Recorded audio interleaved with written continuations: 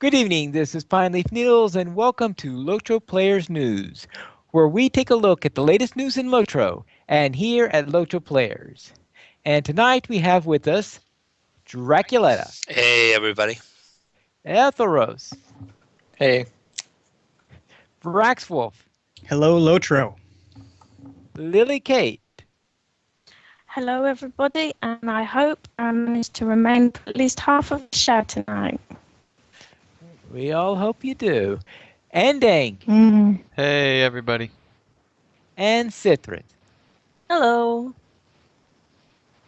And today we had our first news item is that over in Bulwer, they held the first run of the Shield, meaning the new dwarf runs that they're doing. This was a test run where they're going to find out exactly how they were going to do the later runs.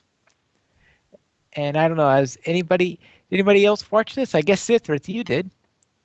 I did. I did not watch it actually. I just took the notes from the forums. But Lily Kate can talk about it if she actually watched it. I popped on just as they was heading out the first time, and they actually ran it in double quick time, and then they was thinking about having stops where everybody has to pass. And then they got to Caladrim Gate really quickly, so they went back to the start and ran it again. Wow. Runs for the price of one. Yes, and but they ended up at the vineyard. Yes, the change that they did make was that the runs will now be required to complete the Path of the Fellowship deed, which means you have to pass certain key locations within Moria in order to get credit for it. And in fact, they had some trouble with the 21st Hall. Yeah, they had to go back for it. Yeah, it just makes it a little more challenging, I think. So if anybody's got the... can you still hear me? You're going in and out. Yeah. I'm going in and out as usual. Yeah, so if anybody had the route already planned out, they might want to reconsider which way they're going on. Right. And I'll shush now and let somebody in my... Yes, if you didn't have the 21st Hall, the Chamber Crossroads, and both sides of the Bridge of Khazad-dûm, you'll need to make some adjustments. But it was still a quick run. Yes, it was a lot quicker than the trip to Isengard, that's for sure. So yeah, they're hoping either to do multiples in one session or to be able to do something else after the run. That's a little bit fun, you know. Right, and it looks like you're still going in and out, unfortunately. So, anyone else have anything to say about this before we go on? Oh, yes, you did have some... Oh, Cithrit, talk about the little notes that you had here, because I know you had some items that happened.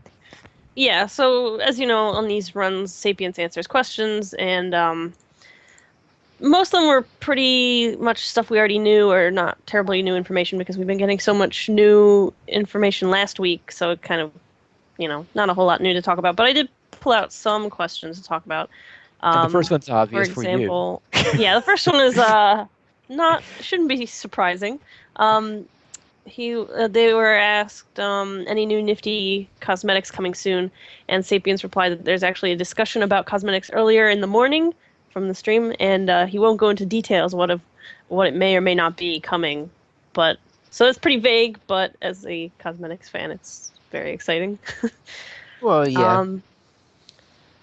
And also, he was asked when U14 will be released on the live servers, and he said that there'll be at least one more build, which is build 2, which we're on now, and maybe 2 more Bull Roar builds. So we're looking at maybe a total of 3 Bull Roar builds altogether, based on that comment.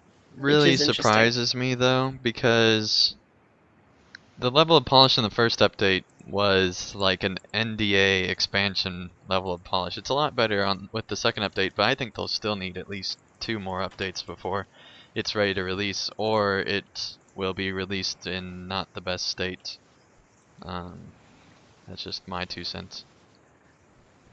All right. I think 4 is kind of the sweet spot. I mean, I think we Mhm. needed a 5th Yeah. one because I think with 13 there was a lot more different things to actually mess around with and get a right feel for. With this, it's kind of the content, and then there's essences, and then there's like not much else. So it wouldn't take as many builds, but I think 3 or 4 is probably the best. Yeah. All right. So the other things that I pulled out, somebody asked about weather stock problems, and he said that there was a deliberate attempt by some individuals to cause bad things to happen, and that's all he's going to say about that. Yeah, we Right. experienced that when the server crashed. A lot of us noticed that just before that happened, there was a lot of rune keepers casting their stones around. So that might have had something to do with that. Yes, that's the current suspicion on the matter. But when it,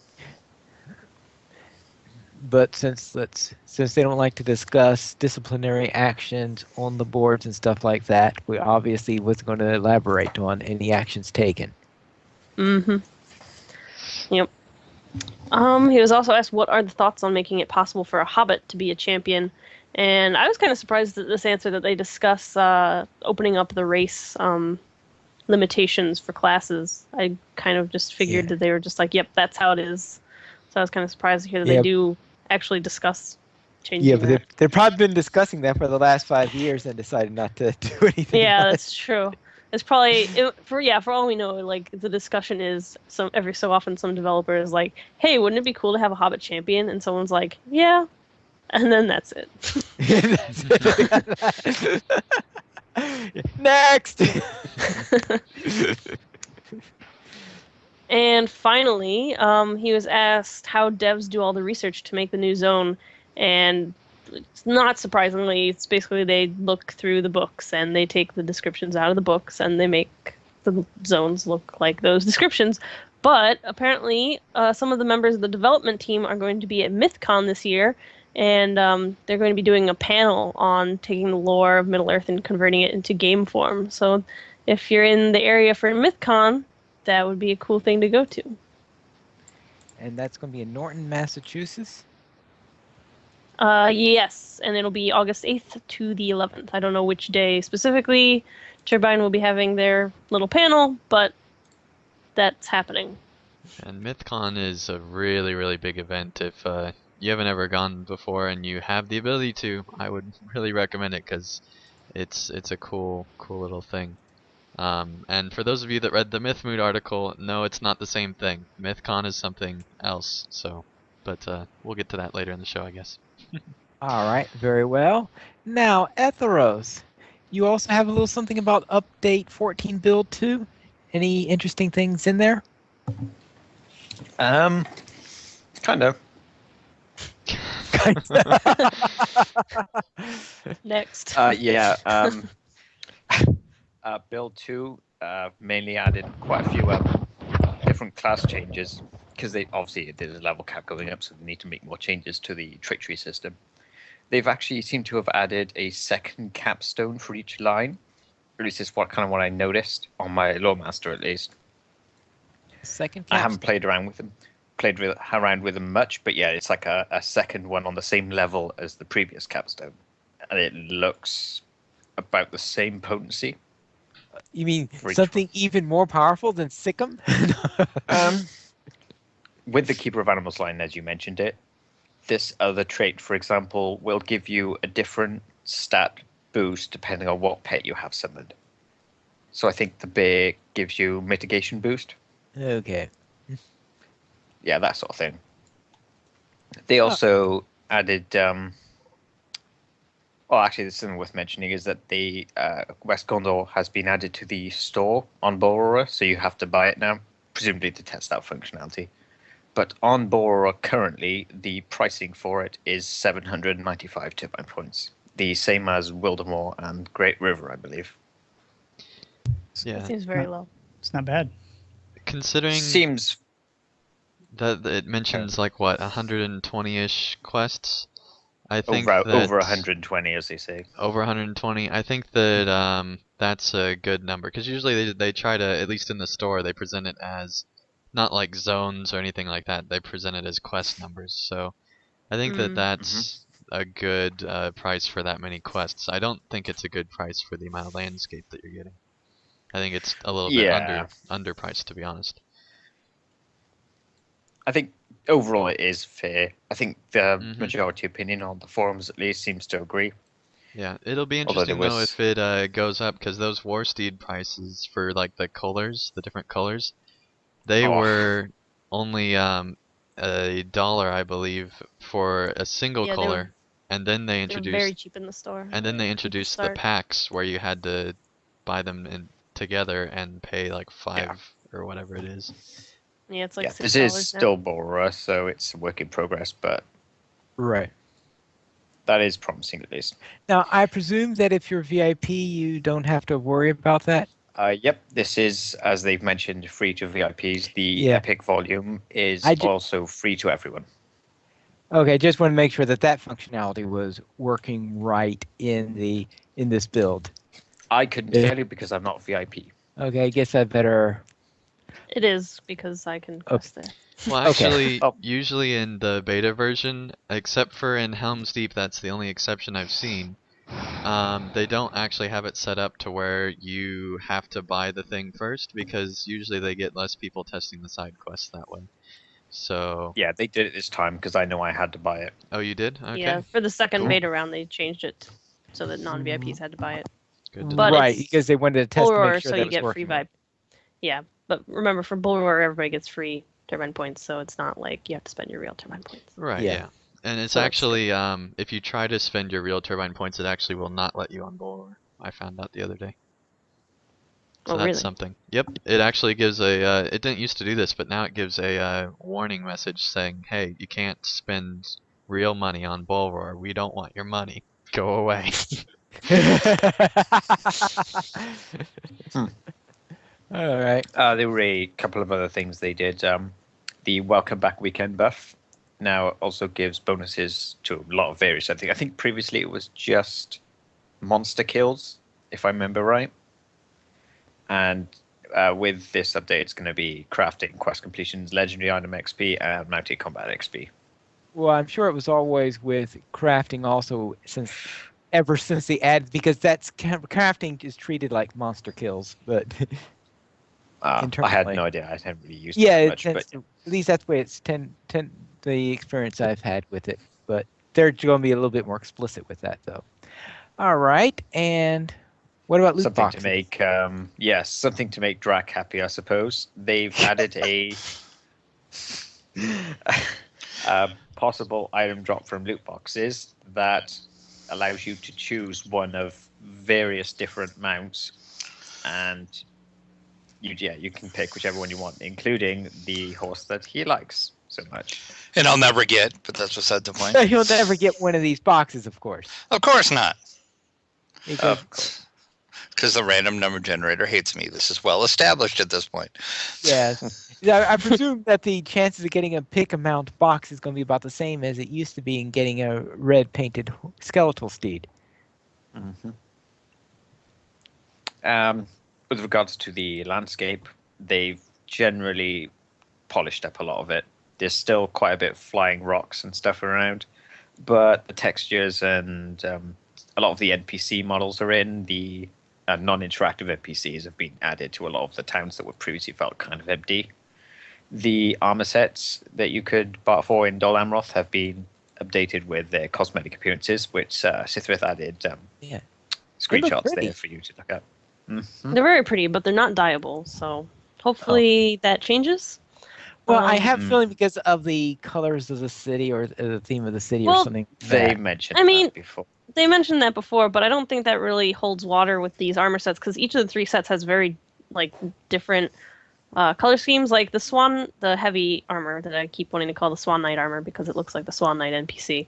That's pretty much that looks like Dol Amroth city colors. It's all silvery and blue and whatever. Mm-hmm. But the medium armor set is just like black. It almost looks like a really dark colored Gray Company outfit. Yeah. Yeah, I Or- was thinking Brave Company.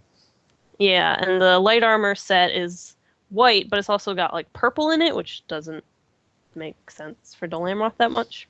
So I'm hoping that they add in the dyeability function. The Yeah, And it also, only- I just want to note that this is the socketable armor that you can barter for, and it's based on the 3 armor classifications. These are not the class barterable armor sets, which do not have their cosmetics put in yet. Mm-hmm.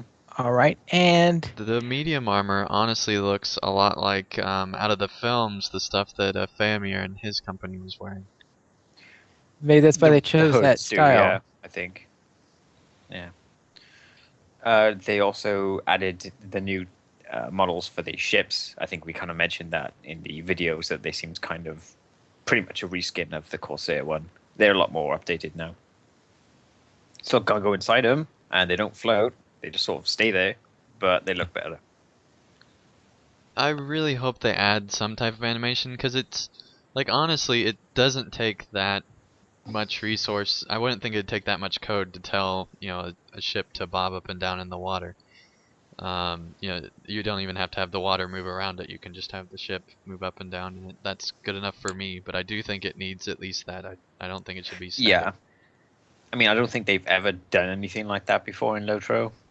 Well, the thing is, I if, can't think of any floating anything, actually. Yeah, but if they can do like an elaborate Drake animation where he's like chewing down like an animal and then he walks away and does like the other stuff and then he flies up in the air and goes all over the place, surely they can cause a boat to bob up and down in the water. I'm just saying. I think they could probably easily do it if you couldn't interact with it.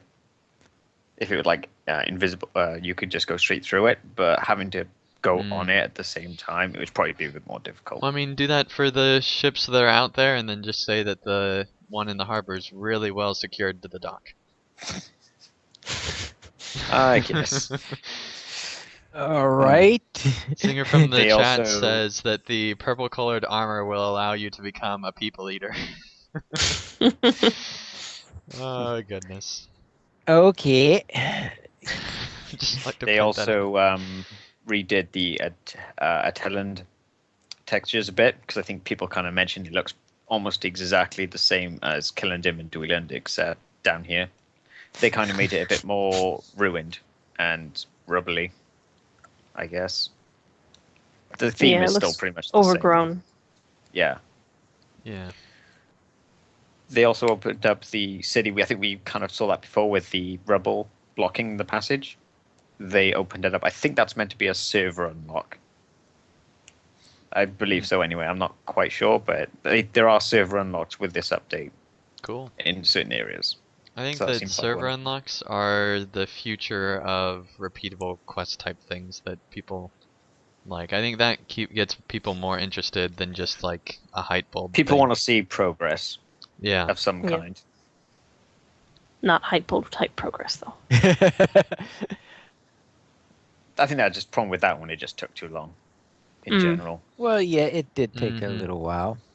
And you have to redo it for every single character. Account Well, wide. not really. No, yeah, true. But still, like with the server, it's like everybody's working together, so it's kind of like I Yeah. don't know.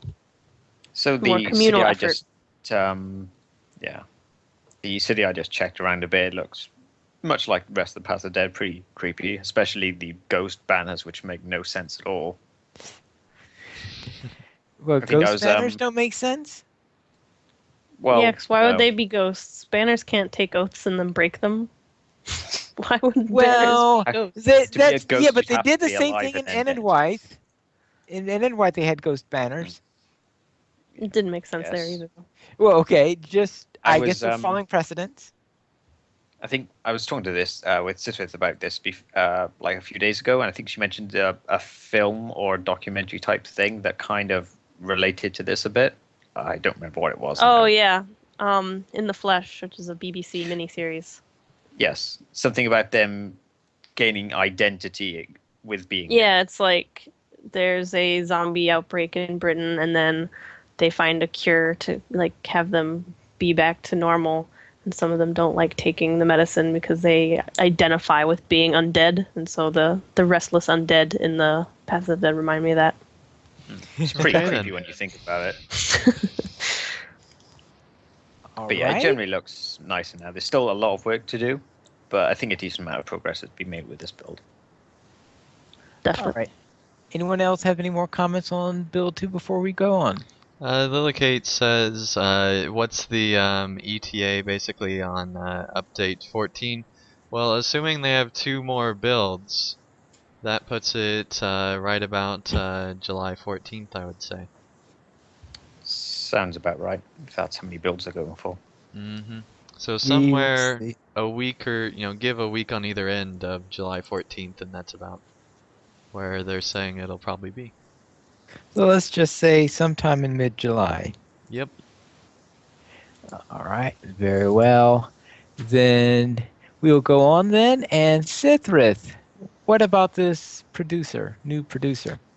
So LOTRO, I guess, just got a new producer, not an executive producer, but a producer, and his name is Production Malfunction. And he Which recently, gives you all sorts of confidence, by the way.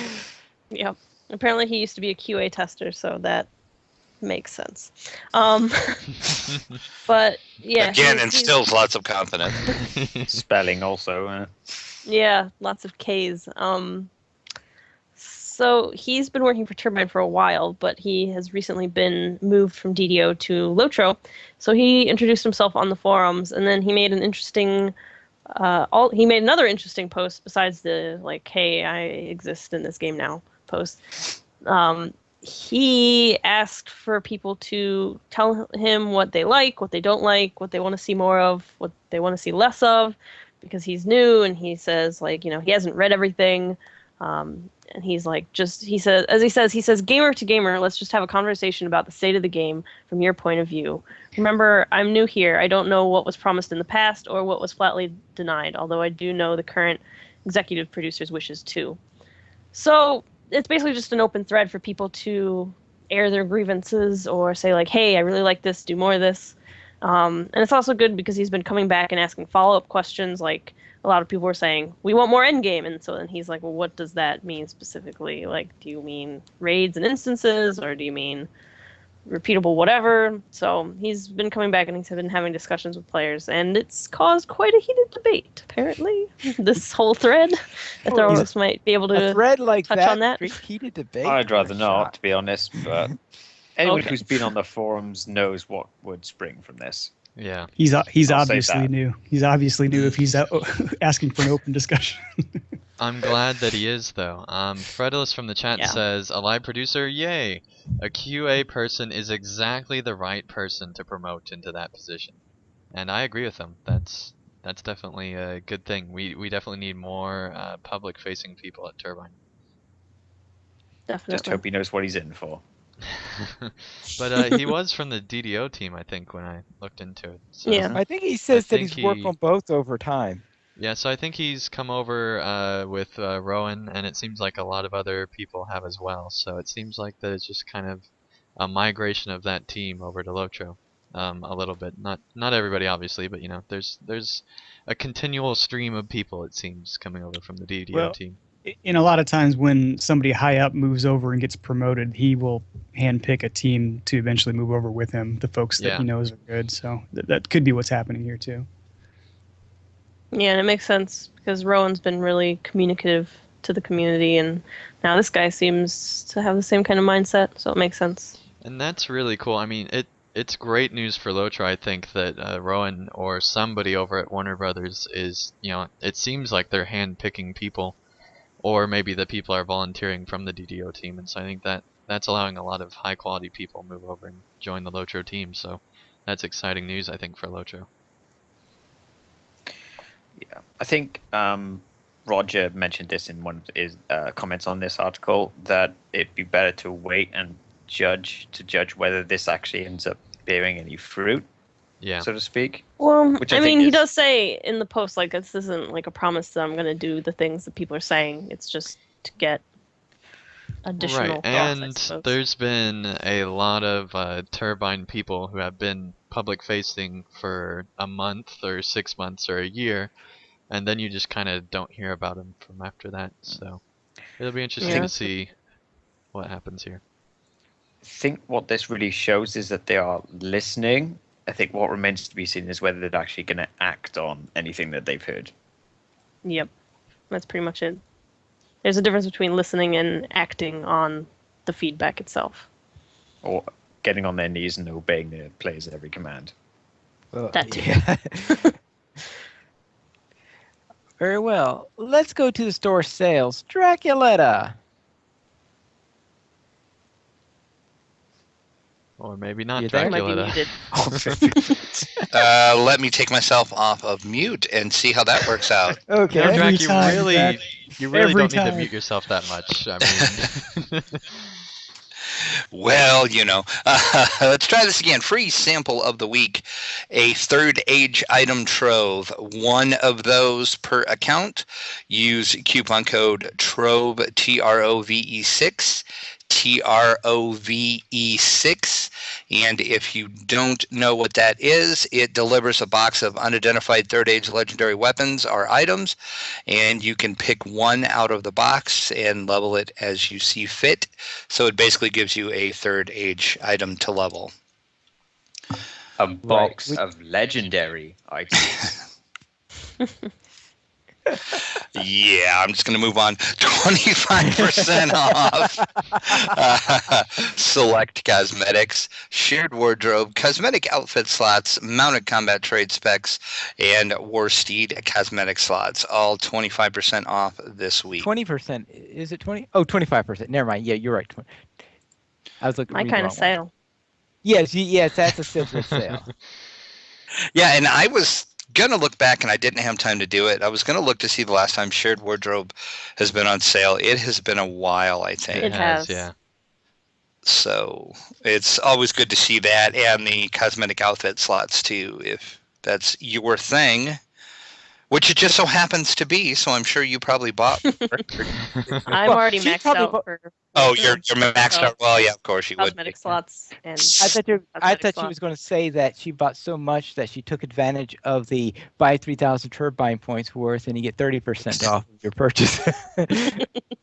No, I'm already maxed out at all my cosmetic slots. Of course you are. And then also, I'll go ahead and include this. Technically, Brax posted this story, but it kind of falls under the store. Through June 29th, you can get a 1-year VIP subscription for $79.99 if you're in the U.S. It's $63.99 if you're in Europe, and pounds, it's $71.99. So that breaks out to about $6.70 a month, which is a pretty amazing deal. Yeah, that's fantastic. I can't believe that they're actually doing this good of a deal when they're having a greater focus on VIPs. I think that it's just a brilliant marketing strategy, and I'm worried about the cost of Bjornings now with this good of a deal. Now, when I saw, actually, this reminds me a little bit of the deal on DDO that had me subscribing there. I believe that if you are currently subscribed, you can still take advantage of this offer, and it will just tack the 12 months on the end of your subscription. You can, and in fact, I did that this week. That's what I was just about to ask, because mine is coming up July. I have to renew it. Yeah, it's a little bit weird how you have to go about it. Like, it's not the most obvious way of doing it if you're already a VIP. And honestly, I couldn't repeat how you do it. But it's not too bad if I remember right. So. Okay. Very well. Then we will go on. That concludes the game news. So let's go into the LOTRO players news.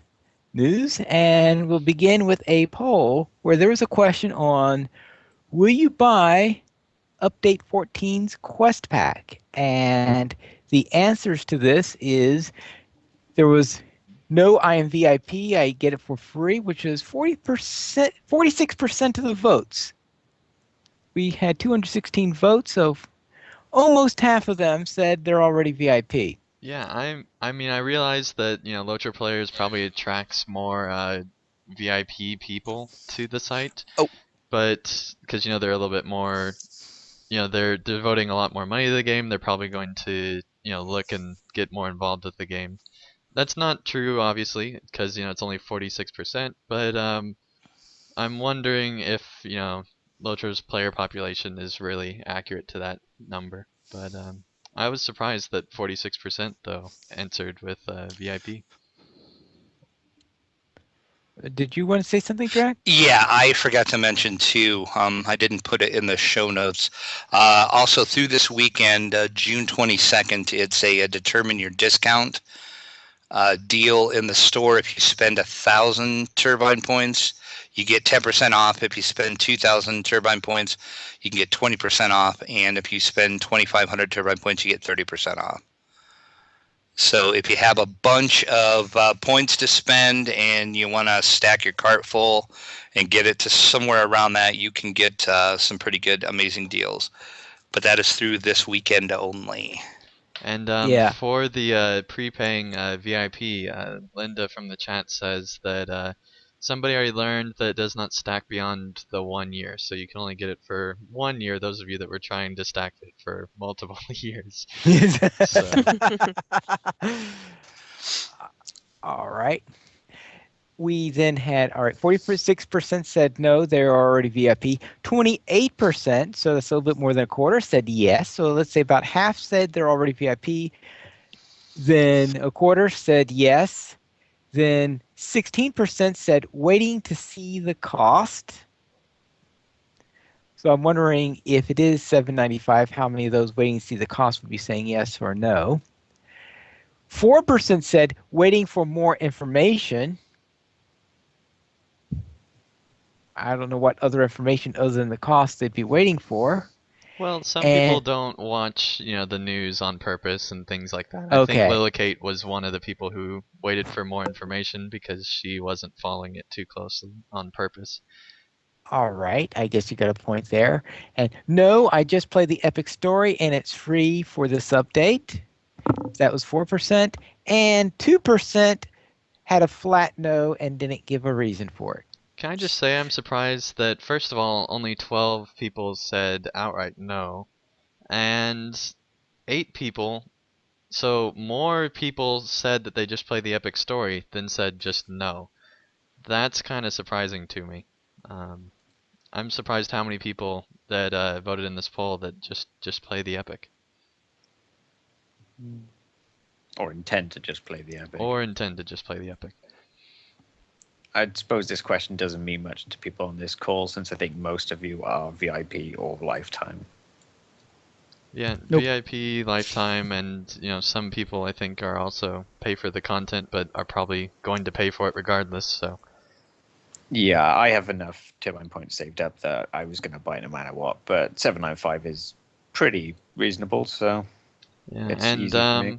We're thinking about, and this may or may not happen depending on if we can think up questions or not, but we're thinking about having a poll every week in addition to the store sale poll that happens on Thursdays. We're thinking about having a Sunday poll that goes up on Sundays for different questions about LOTRO, so let us know if you want to see more of these. I was surprised that we had 216 votes on our first one of these, so thank you everyone who voted.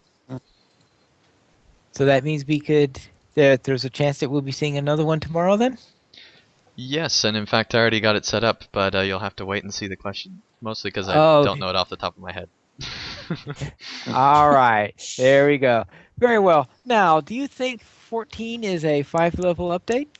Well, Pineleaf, why do you think I would know the answer to that kind of a question? Maybe you wrote an article on it. Yeah, maybe. I'd seen a lot of people being concerned about, is update 14 actually a 5-level update, or is it like a Wildermore, or something like that? Is it half an expansion, or is it just a little zone update? And I decided to actually write up an article about this because there were enough people asking. I figured that I'd at least have somewhere to direct them to with a well-written answer, or at least what I considered a well-written answer. as for update 14 itself, it honestly feels to me like half of the Riders of Rohan expansion. Not Helm's Deep, because I think that landscape's probably a little bit bigger. But it feels like about half the size of a Riders of Rohan expansion. And since the expansion was 10 levels and this one's only 5 levels, it seems about perfect at first glance. But at the same time, we don't know how many quests are going to be in this area really. And there was never the filler zone as well, so that we didn't have a Wildermoor between Helm's Deep and this update, whereas normally we have a filler zone between the two expansions, whereas this time I'm considering this update as almost like half an expansion because of the way that it's set up. And so that kind of takes away players' options, because they're not going to be able to choose between Wildermoor and a part of Rohan. And so if it really comes down to how many quests are there and how much XP it'll get, so it's a little bit too early to tell. But for example, with some expansions, the players that were at level cap, and I think this happened with either Rise of Isengard or Riders of Rohan, where the players who were already at level cap didn't actually have enough XP to get to the cap of the new level cap through just doing the quests. They actually came, I think, like a level or two short. Like, it was a significant That was Rise of Isengard, because the XP from the quests wasn't scaling properly. That's right, yeah. But Well, they must have fixed it later, because I had no trouble Yeah, with they my did later like a character. few that weeks was- after it. Yep. So I'm hoping that with this update that there will be the appropriate number of quests, but if we take just the landscape mass, I think that if they fill it out like they normally do, there is plenty for a 5-level increase. It's just that we will not have the options to choose where we go. If we want to do a zone that skips this update, because there's no filler zone this year. Unless you consider update 13, but that was such a pitiful thing aside from the repeatables. So, Right, and even Turbine called that just a sliver. yeah, so what do you guys think? Atheros, do you think it's a 5-level update? I haven't played around with the actual quests and stuff, because I wanted to save that for live. But looking at, I think as a zone, it feels more like an expansion type area than one that's more meant to just fill in the gaps between major plot areas. So to me, yeah, it feels more like an East Rohan than a Great River, for example. Yeah. But yeah, I can't really say in terms of content, because I prefer not to do it in beta, because it kind of spoils it for me on live. Yeah, I definitely have the same philosophy. Sithirth, what do you think? Having done some of the quests, I feel like it's more like a 4-level zone, or like a 4-level update. There's plenty of quests and stuff, and I'm sure there's gonna be more, because I haven't gotten all the way through the zones and I've kind of run out of quests. But I don't know. It like the landscape is really big, and that's nice. But I don't know.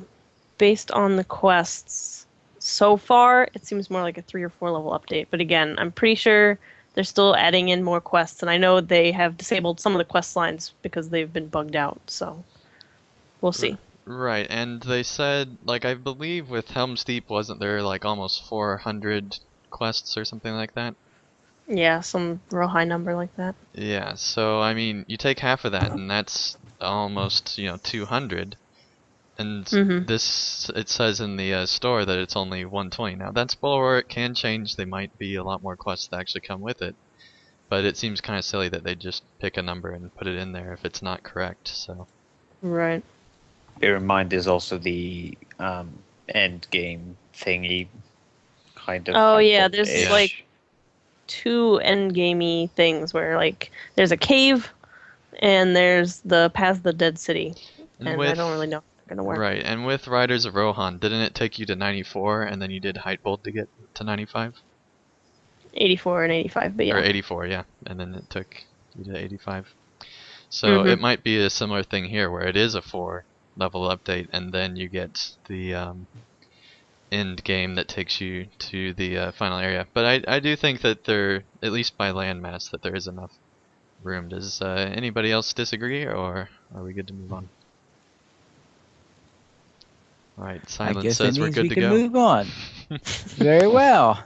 Then we'll head into our report from Weatherstock 6, which obviously that was posted by Lily Kate, but Lily Kate seems to be having a little trouble with her sound system. So I presume that she's off the line now.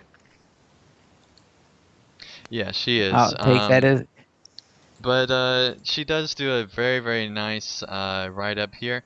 The main reason that I included these is just to guide people who want to see what happened at Weatherstock and learn about everything that was there. If you missed the event, this is a great thing to go to. Or if you just want to watch them again, because it does have all 3 parts of our 7 to 8 hour stream that went on forever. But I'm sure it didn't feel like that when you were watching it. But just watch it in spurts. That's why it's in different parts, so that you don't have to sit down and watch it all at once. But I definitely recommend everyone at least checks out part 3 because that's when we were already at the concert and there's some really, really good bands there.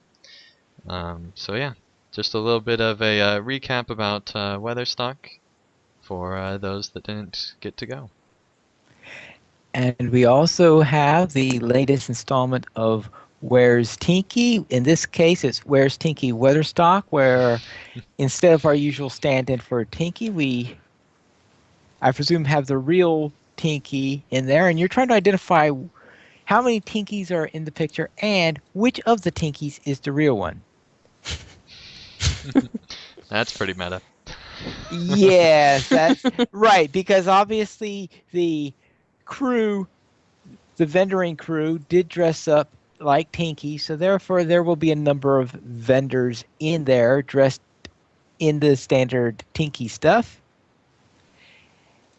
And you have to see how many vendors are in there essentially. And okay, you could tell an elf from a hobbit probably, but when you have 2 or 3 hobbits in the picture, you're trying to say, okay, which one's the real Tinky?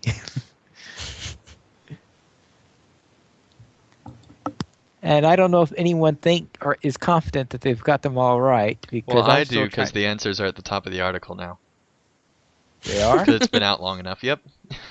She puts those up at the once it's been out long enough, or maybe that's from last time. But I think that's last time because usually she puts the old ones up. That's right. There. But I'm just gonna wait till the next article comes out so I don't embarrass myself then. Yeah, I would say that most likely trying to guess it now is going to be guaranteeing of some sort of embarrassment. So we'll go on to Cithrit's article, who was appropriately for the upcoming update, doing a Citizen of Gondor. Yeah, in my Dol Amroth video, Tim, recommended that I do an outfit for Swan Knight, which on live with the current armor that's available is more difficult than it sounds. And so I got really frustrated, but I really wanted to do a Gondor themed outfit. So I ended up doing an outfit based on the NPCs that are wandering around in Dol Amroth and other various Gondorian cities. There were a lot of like whites and grays and blacks and like kind of muted steel blue color. So I went with the robe of leisure, dyed steel blue, and some, fitting accessories for it. Yeah, I heard a rumor that you like steel blue. Yes. I don't know what gave you that idea, except for like my past 4 or 5 outfits have all been entirely steel blue. Can I just say that this is by far the most impressive outfit you've done so far, because there's nothing Gondor that's really in the game right now. And you were able to find something that looks like it was designed by Turbine to be an outfit for the game. And honestly, this is just amazing. And I am going to get me one of those because just maybe a guy version, but it's Well, really, Probe of really Leisure good. is unisex, so there you go. Awesome. Maybe for a lore master. Yep. Yes, maybe not so much for a champion. I might get laughed at by Yeah. the orcs. Hopefully, if they add those update 14 cosmetic ones to being dyeable, you'll be able to use those in different combinations. Oh, I've already got so many plans for those cosmetics. Yes. All right. Now, Andang, you have your LOTRO video highlights, The Witch King? That's right, Pine Leaf, and this week is basically it's from the Beyond the Shadows behind the scenes thing from the collector's edition of the original Shadows of Angmar. And basically, what this shows is the basically the thought process behind bringing the Witch King into the this part of the Third Age, into Lord of the Rings Online, and basically bringing him into a place that he's not supposed to be. And watching through this video, I think that it definitely gives you a lot more respect for their choice because it's clearly a very, very well thought out decision. The main reason that I got from it, at least, was that Sauron is a really long way away, and because they're starting their game in Eriador, there really isn't that much threat, and so they had to create a threat, obviously, which is the Witch King, and it shows a whole lot of concept art and various things like that. I really recommend anyone that is interested in the epic story or just interested in Angmar or the Witch King to check this out because it's a really cool behind the scenes process. And of course, it's very in with the lore with the Witch King being a bit of a threat, seeing how he is a threat in the early chapters of The Lord of the Rings. That's right. He's everywhere in Turbine's world, apparently. Well, yes. I mean, everyone's afraid of the Witch King. Well, except for Eowyn, perhaps. Yes. And maybe Gandalf and Saruman's Glorfindel probably and Aragorn. Sauron Yeah, and okay, Saruman maybe probably a aren't couple. afraid, and a few others probably. All right. Now, Citrus, what is this view of Lamadon? This is my second Update 14 video trailer kind of video. My first one was the Dol Amroth video from the week before. This is pretty much in a similar style. Nice, glowy, warm vignette filter over some choice shots of the Lamadon region in Beta 1. So this video is not current for Beta 2. So keep that in mind. Things have been more updated since then. I'll probably end up doing a full Update 14 trailer once the beta's at a close, I suppose. All Yeah. right. Lots of beacons. Yeah, Lots the of beacons beacons. are I know. amazing. I know the video isn't current because one of those towns you visited is rather less wholesome than it is in that one. Yeah. All right. And very well. Brax, what is your pick of the week? I think a couple podcasts ago, I mentioned Simcha, somebody I met on the Newbie Blogger Initiative who is hearing impaired and plays MMOs. And over at XP Chronicles, Dune Woodtack wrote up a post that was kind of inspired by his talking to Simcha about some of her experiences in the game.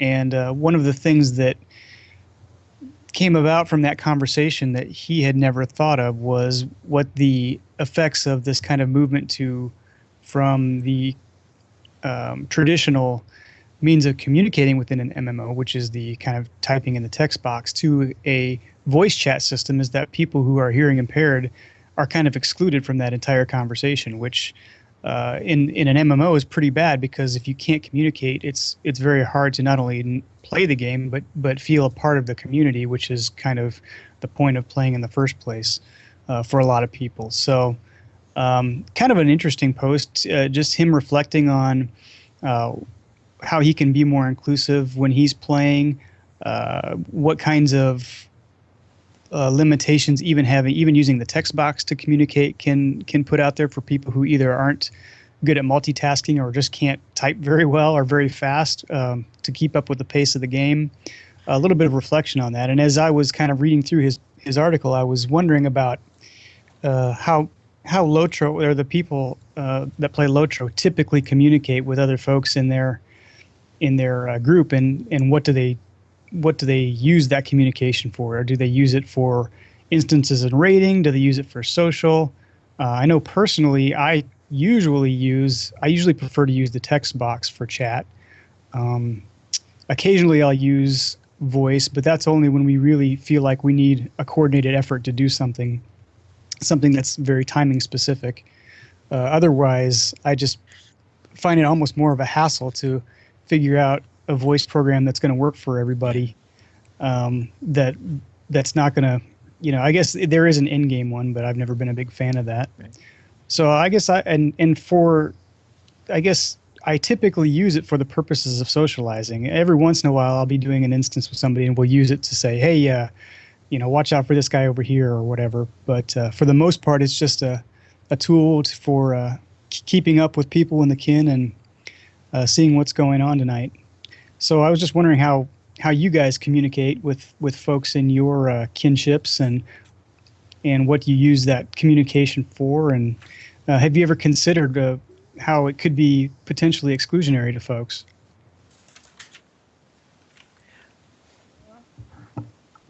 Right, well, very I well.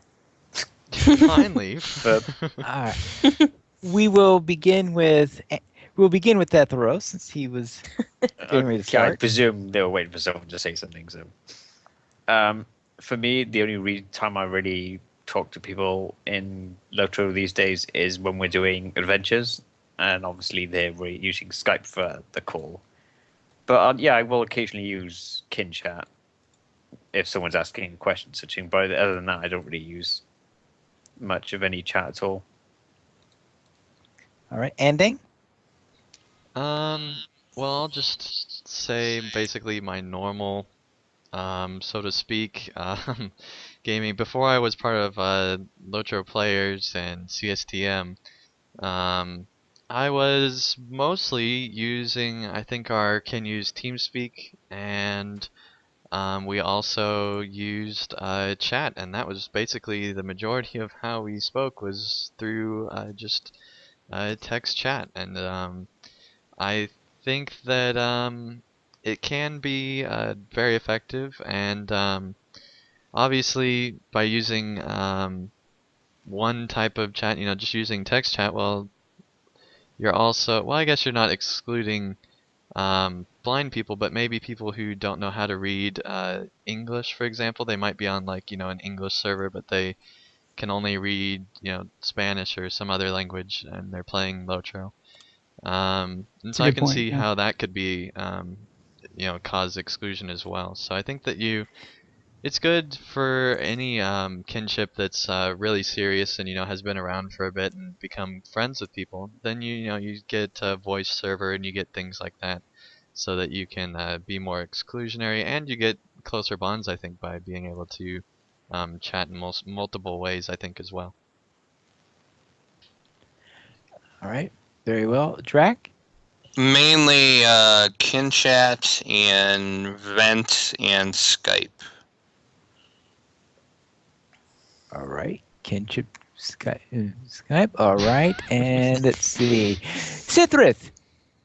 I usually prefer to use the chat box, but my kinship on Winfola has a Ventrilo server that we use, and we pretty much always, even sometimes if we're not in game, we use that to just chat and catch up, which is nice. But yeah, I don't really like to talk to people in game unless I know them and they're in my kin or something.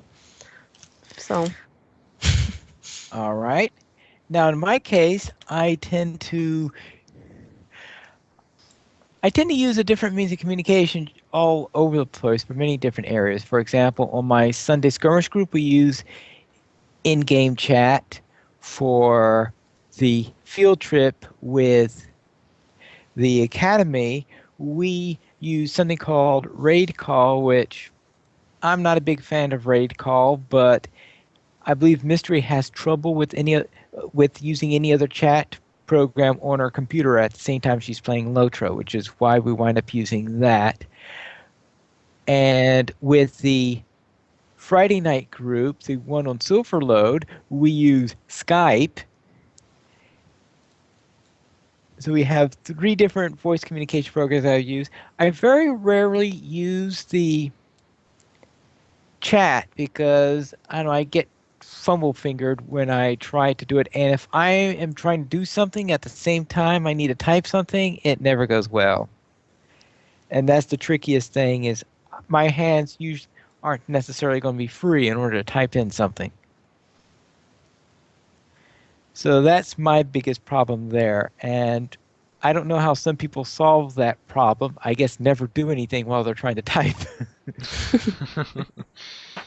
It Type takes a little quickly. bit of practice, but if you do it enough, you get used to it. But it is definitely causes you to stop whatever you're doing in game.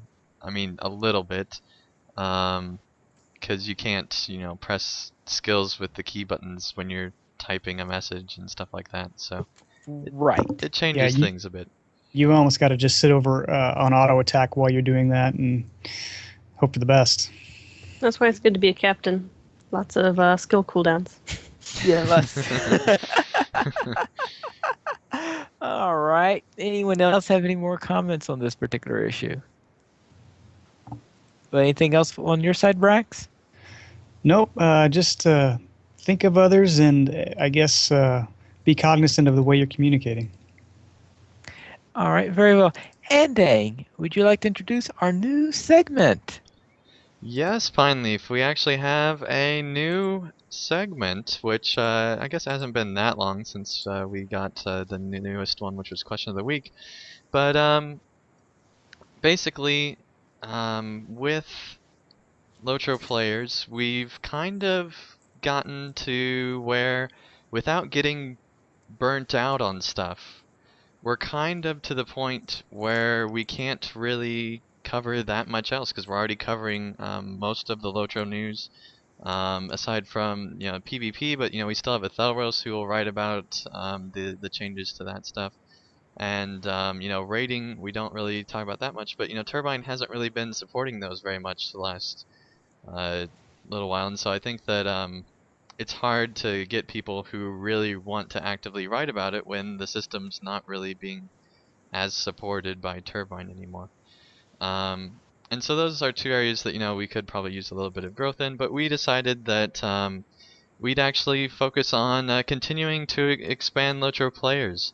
And so we decided to start covering news that's still within Tolkien, but that is actually beyond LOTRO, and so that's why there's a new tab on the category bar at the top of the page called Beyond LOTRO. And basically this is a place where we can cover just about anything that we as writers on LOTRO players find interesting within the broader Tolkien universe. And this week we actually had quite a lot of articles because there's actually been a lot of Tolkien news between E3 and various other things that are going on. And also these articles seem to be pretty popular as well, and so it seems like people are really liking this, and which makes sense because I think a lot of people that play LOTRO, particularly the ones that go to websites to find out more information about them and listen to podcasts to find out more information about them, probably like Tolkien to some degree, and so probably want to hear about other stuff that's going on within the broader universe. And I've seen already a lot of comments of people saying, wow, I would have never found out about this if you guys hadn't written it. So I think that this is going to be really successful. So we're still going to have our primary focus be on LOTRO. We're LOTRO players, that's in our core. But we also want to help prevent us from getting burnt out on covering LOTRO, also cover some other stuff so that we can continue to expand the site and also bring you the audience stuff that you probably want to find out about within the Tolkien universe. So that's kind of why we're doing this, Pineleaf. All right, very well. So what is it about the history of the Nazgul?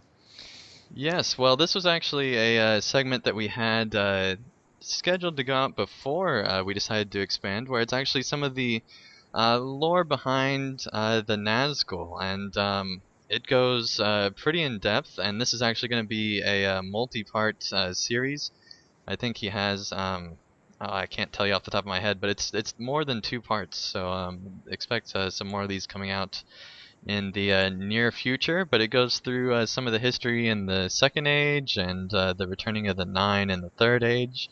And moreover, there's some fantastic concept art and screenshots in this, and it's just a great little lore summary behind the Nazgul. I recommend everybody check out this article. All right. Thank you. And next we have something about a lost poem. That's right, Pineleaf. Middle Earth Network actually had someone approach them. I'm not going to try to pronounce the name. You can read the article to find it out. Where they actually approached them with a 1958 speech that was given by J.R.R. Tolkien. And it's a audio recording that was basically lost to time, and it was kept by this person who just held on to it basically in their keeping for years and years. And it's a really old recording. It's on an old magnetic tape, and Middle Earth Network's basically working to restore this poem so that it actually has great audio quality and removes all the stuff from the really old magnetic tape. And there's 2 videos in this article that have some of the poem in them. Of Tolkien speaking, and one of them is actually a interview that John DiBartolo had, which is the founder of Middle Earth Network. He actually had a interview on InfoWars, which is a fairly popular radio slash web series that is pretty popular. And the this news has actually made it onto the Huffington Post. If you can believe it that. So it's made mainstream media, and it's actually gaining a really lot of momentum. And as many of you know, we're part of LOTRO. We at LOTRO Players are part of Middle Earth Network, and so it's really cool to see something like this getting mainstream coverage, and seeing Tolkien news besides the commercialized films actually getting really big media coverage. All right. Now, concerning this poem, is only the reading lost, or is the poem itself also something that... I believe the poem itself Had was been- also something that had been lost, because there's actually a speech, and then there's I think like 20 minutes of a speech, and then like 5 minutes of a poem or something like that. And so there's like a lot of content, and one thing that I've heard is that it's actually the most, or at least close to the most animated Tolkien's actually been in an audio recording before. So he gets really passionate in the speech. And that's why a lot of people are really excited about it, because it's a Tolkien that we haven't really heard before. And it's definitely exciting news. All right. Thank you. And what about Mythmoot? Yes, Pineleaf. Mythmoot 3 registration has opened. These are all in a row for me. Someone's thought I had writing them- in these articles. I thought I had them switching between myself and Sithirth, but apparently not. So Mythmoot 3 registration has opened, and as someone who actually went to the first Mythmoot, I cannot recommend it enough. Basically, this is an event that's held by the Tolkien professor, or at least the internet celebrity Dr. Corey Olson, that's known as the Tolkien professor. He actually has the most popular educational podcast on iTunes, which not a lot of people realize just how big his podcast gets out to.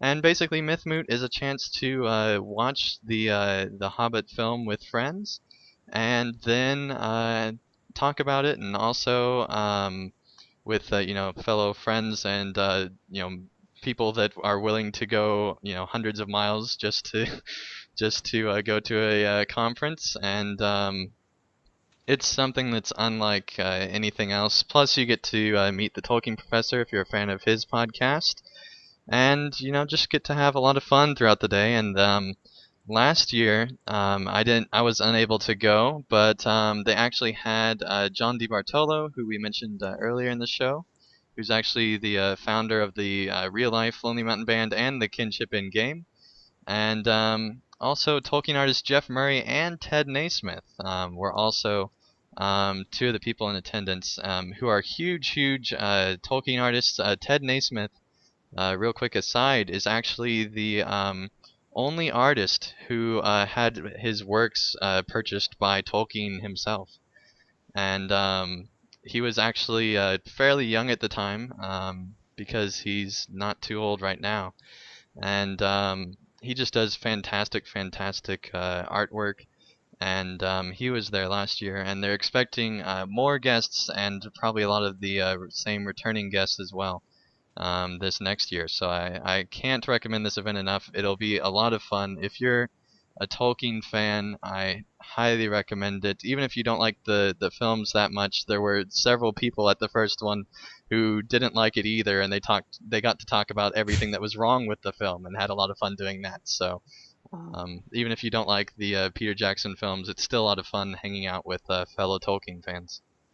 Okay, I have a question. Mhm. Is this held at the same place every year, or is this move around? Well, they've been talking about moving it around, but because Corey actually lives in Baltimore, Maryland, or at least in the Baltimore, Maryland area, they decided to just keep it there for now. It might move around later in the future, but the main reason why they're keeping it on the East Coast is because there's people. He actually has about even fans in Europe as he does in the States, and so that's why they're trying to make it be. And these are his words: equally far for everyone to travel to the event. So it's Or not especially far. it's not the for best for those people on the West Coast and East Coast, and especially for New Zealand.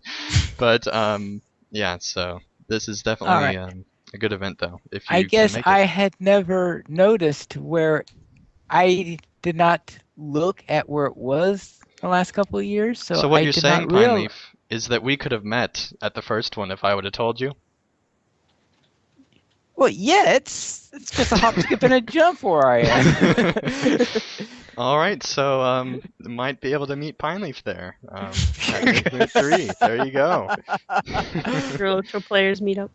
That's right. Yeah, because because I used to every week go to a D&D game in Baltimore, so obvious this is closer than that. So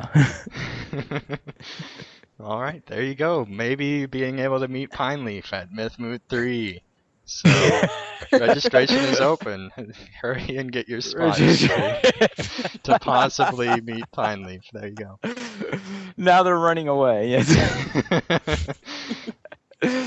Now you're gonna have like 100 people at Mythmoot that are just asking for you to laugh, Pineleaf.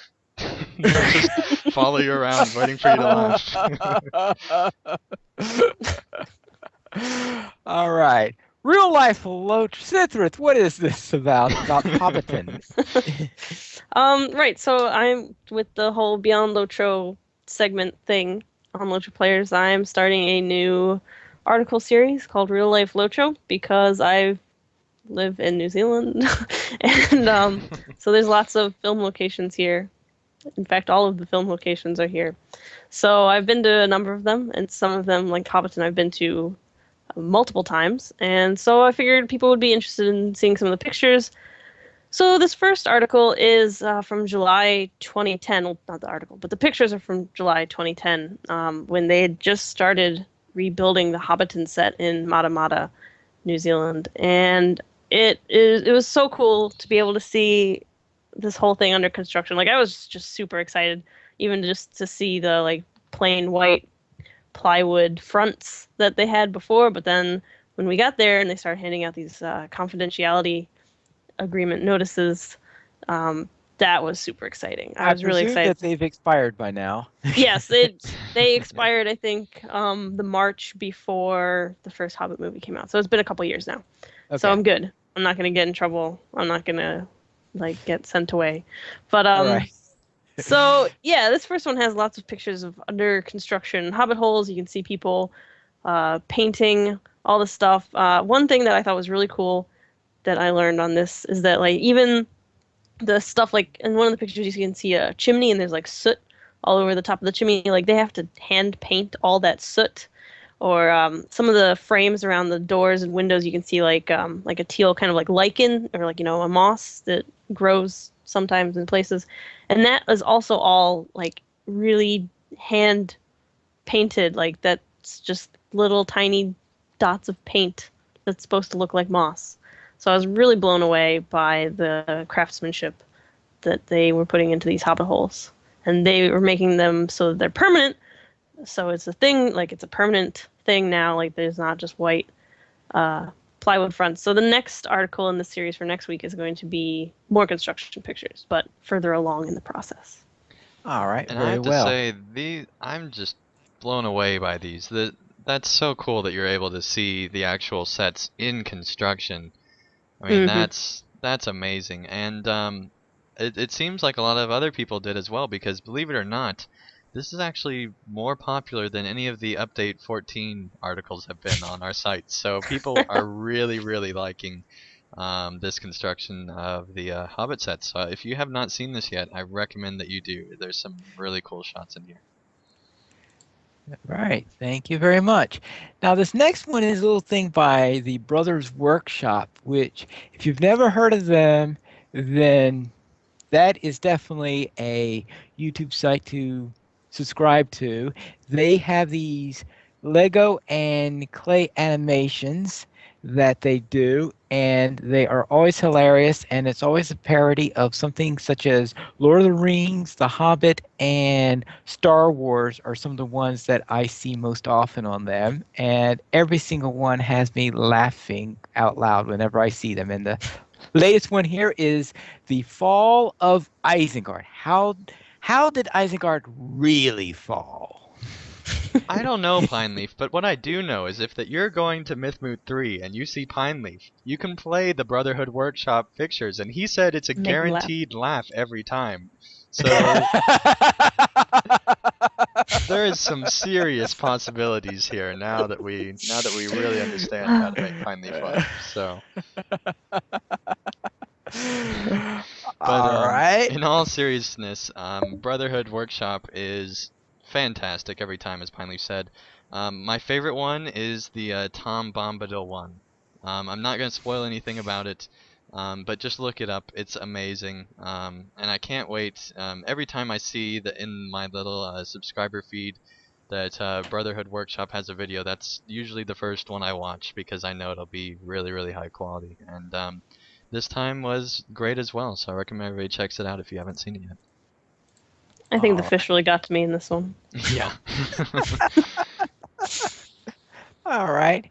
And Sithrith, you were taking a look at Middle-earth's Shadow of Mordor, and what did you think about that? Well, Middle-earth Shadow of Mordor is a new game that is being developed right now. It's set to come out in October of this year, and it's basically like a third-person action game for Xbox 360, Xbox One, PS3, PS4, and PC.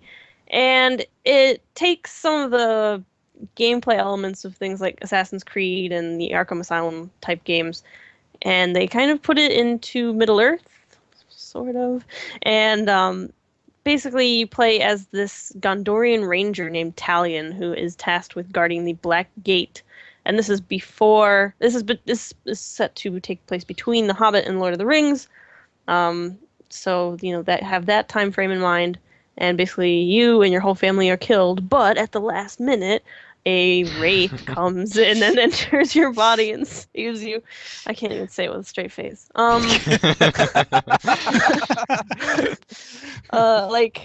You can obviously tell how I feel about that, but way it's beyond LOTRO. ridiculous. Yeah, Yes. way beyond LOTRO. Possibly beyond Tolkien in general. But yeah, so that happens, and then you have wraith-like abilities that let you control orcs and see their relationship to other orcs and stuff like that. So basically, your goal is to, I guess, amass a orc army using your wraith abilities. And That's what they're selling it as. yeah, we'll leave that to just be that.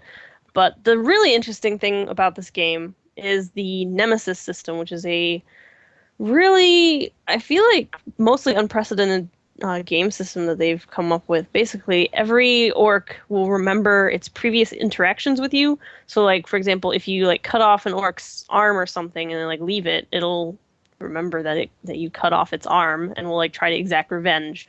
Other orcs, like some orcs have different personalities. So like some are more cowardly orcs and will try to run away from you. Some of them are more bold and will try to like, kill you because it's an orc. Yeah, so you use these personalities and these relationships to help you like amass your army and kill the ones that you need to kill. Yeah, and when they I agree that it's way outside Tolkien, but when they announced this, the main thing, because they showed the Nemesis system off from the beginning. The main thing people were saying in reaction to this was this is the first title that is next gen, because the Nemesis system is something that really can't, I mean, it could be possible in previous generations, but it'd be very, very hard to do. And this is something that, using the horsepower that they have, they can actually store all these different enemies and their backstories, and actually have what you do to them actually affect things that are going on in Mordor even long after you've interacted with them. And I think that it's definitely a really promising system and could revolutionize a lot of the gaming industry and the way that we tell stories in these kind of open world games. All right. That Thank being you very said, much. it's not Tolkien. No, it's totally ridiculous. Yes, perhaps a little bit so. All right. Now we'll go into, yes, believe it or not, we are introducing not one, but two new segments tonight. And our second new segment is called the Starter Zone. And Brax, could you please explain what this is all about? Sure. The Starter Zone came about after some conversations that we were having, and we were talking about how some of us used to listen to LOTRO podcasts when we first started getting into the game, CSTM, LOTRO Reporter, and others. And it was great to listen to the podcasts, but since the hosts were typically high level or capped, they assumed that their audience knew some things that potentially we didn't, because we were brand new to the game. And a lot of people who play LOTRO are also brand new to MMOs in general. And we kind of talked about how we kind of fall into that as well, because I think everybody on this call has some capped tunes, at least one, probably multiple in a lot of cases. And so when we talk about stuff, it's typically things that are closer to end game or the high level areas, and we don't necessarily always stop to explain some of the things we're talking about. And knowing that some of our audience is new players to LOTRO and new players to MMOs, we thought we'd have a little section in the podcast, very short, nothing that's going to drag out too long, that kind of explains a few of the concepts at a very basic level to kind of get people started. The intent is not to overlap what LOTRO Academy does, which is an entire hour-long podcast dedicated to beginner topics and teaching topics, but potentially just give little bite-sized segments of knowledge to people so that they can get going. And if there is a topic that we're going to hit on that LOTRO Academy covers in more depth, we'll point you to that episode so that if you decide you want to learn a little bit more about it, you can go download that and listen to it. So for tonight, I wanted to cover the question of DPS. Now, there's a very easy answer to what DPS is. It is a stat that exists on your weapons, and it stands for damage per second. And it is also something that people especially high-end raiders and instance doers, keep track of for their own characters. Um, and that's about as simple as it gets right there. If you're comparing a couple weapons and the DPS is higher on one than the other, that simply means that it does more damage at an average pace than the other weapon. There are various ways that this can be calculated. I found an example on Wikipedia, which talks about factoring in not only cooldown time of a weapon if it has that, which LOTRO doesn't, but also animation time.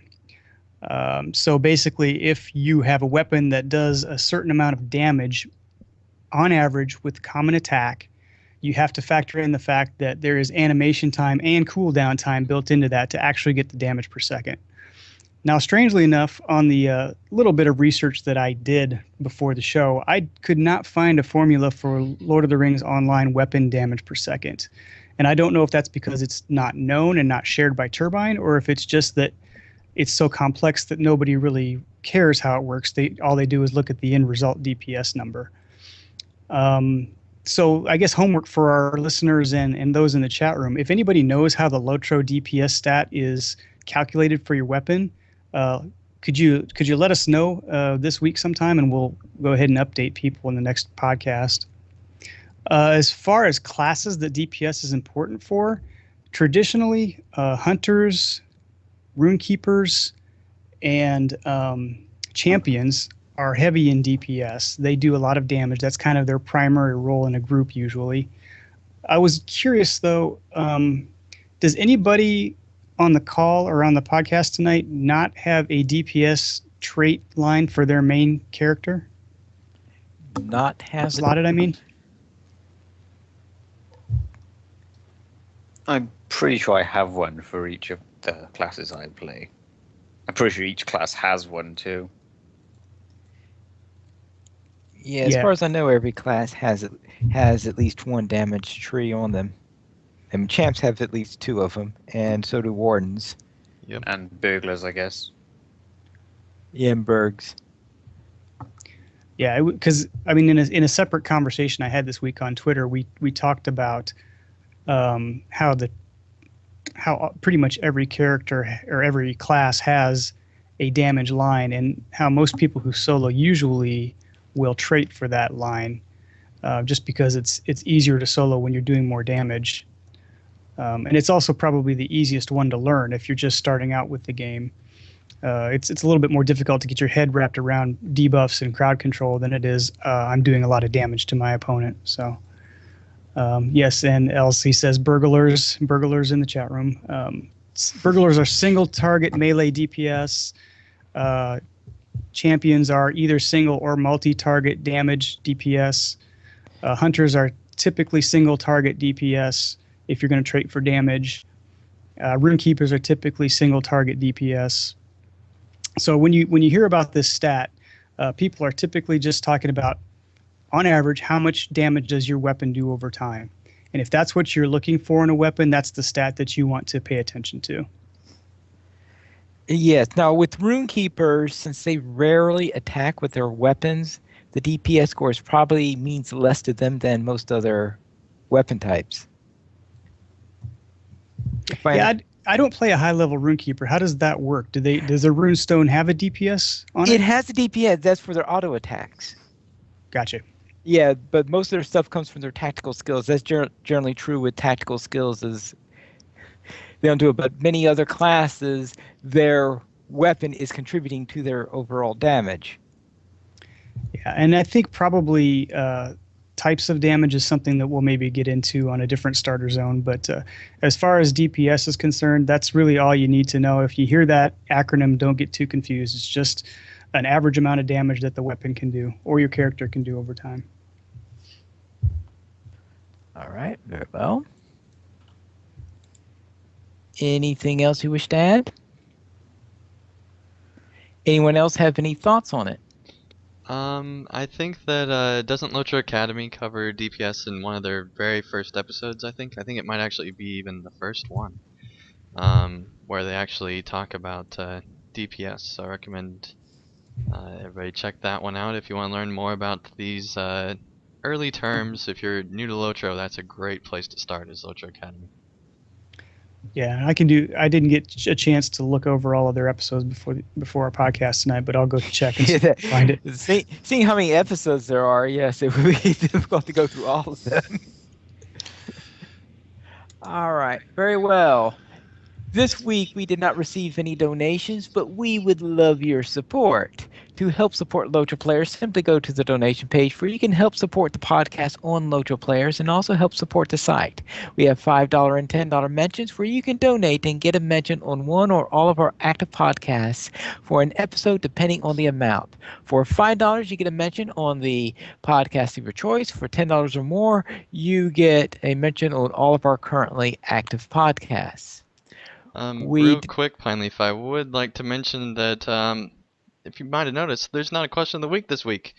Now, Pineleaf did not miss it. I know it's hard to believe, but we actually are not having a question of the week this week, and that's because we decided that we're going to actually switch off between the starter zone and the question of the week, and so that kind of allows us to have shorter episodes for those that like shorter episodes every other week with the starter zone, because it's actually a shorter segment, and also allows us to still have those really in-depth discussions with the question of the week that we like to have on here as well.